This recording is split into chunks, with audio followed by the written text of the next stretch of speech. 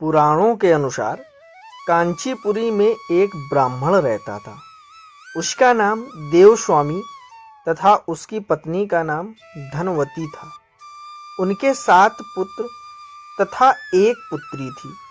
पुत्री का नाम गुणवती था। ब्राह्मण ने 7 पुत्रों को विवाह करके बेटी के लिए वर खोजने अपने सबसे बड़े पुत्र को भेजा।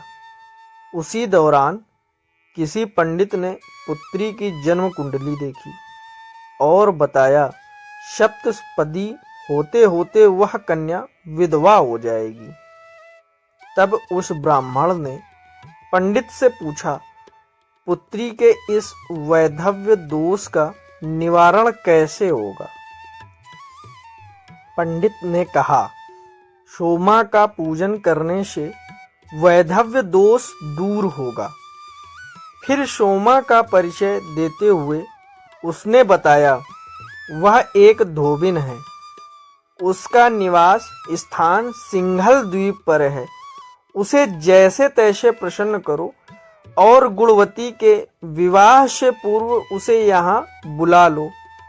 तब देवस्वामी का सबसे छोटा लड़का बहन को अपने साथ लेकर सिंघल द्वीप जाने के लिए सागर तट पर चला गया।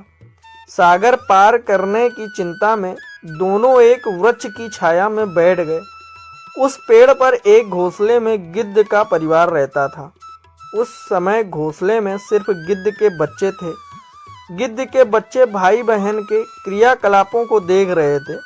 सायंकाल के समय उन बच्चों की माँ आई तो उन्होंने भोजन नहीं किया। वह अपनी माँ से बोले, नीचे 2 प्राणी सुबह से भूखे प्यासे बैठे हैं। जब तक वे कुछ नहीं खा लेते तब तक हम भी कुछ नहीं खाएंगे। तब दया और ममता के वशीभूत गिद्ध माता उनके पास आई और बोली, मैंने आपकी इच्छाओं को जान लिया है। इस वन में जो भी फल फूल कंदमूल मिलेगा मैं ले आती हूँ। आप भोजन कर लीजिए। मैं प्रातःकाल आपको सागर पार कराकर सिंघल द्वीप की सीमा के पास पहुँचा दूंगी।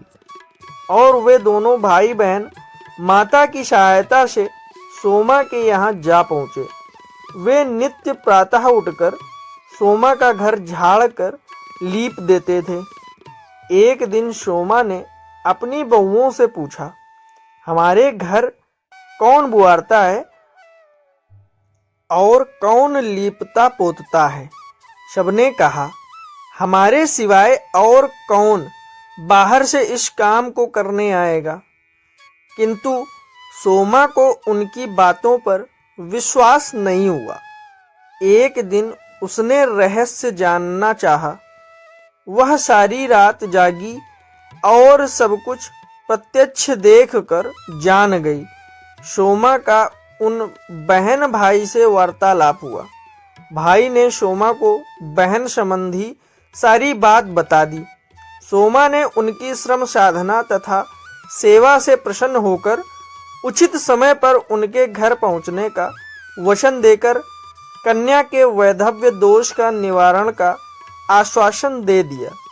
मगर भाई ने उससे अपने साथ चलने का आग्रह किया। आग्रह करने पर सोमा उनके साथ चल दी। चलते समय सोमा ने बहुओं से कहा, मेरी अनुपस्थिति में यदि किसी का देहांत हो जाए तो उसके शरीर को नष्ट मत करना, मेरा इंतजार करना। और फिर सोमा बहन भाई के साथ कांचीपुरी पहुंच गई। दूसरे दिन गुणवती के विवाह का कार्यक्रम तय हो गया। सप्तपदी होते ही उसका पति मर गया। सोमा ने तुरंत अपने संचित पुण्यों का फल गुणवती को प्रदान कर दिया। तुरंत ही उसका पति जीवित हो उठा। सोमा उन्हें आशीर्वाद देकर अपने घर चली गई। उधर गुणवती को पुण्य फल देने से सोमा के पुत्र जामाता तथा पति की मृत्यु हो गई। सोमा ने पुण्य फल संचित करने के लिए मार्ग में अश्वत्थ पीपल वृक्ष की छाया में विष्णु जी का पूजन करके 108 परिक्रमाएं की। इसके पूर्ण होने पर उसके परिवार के मृतक जन जीवित हो उठे। निष्काम भाव से सेवा का फल मधुर होता है।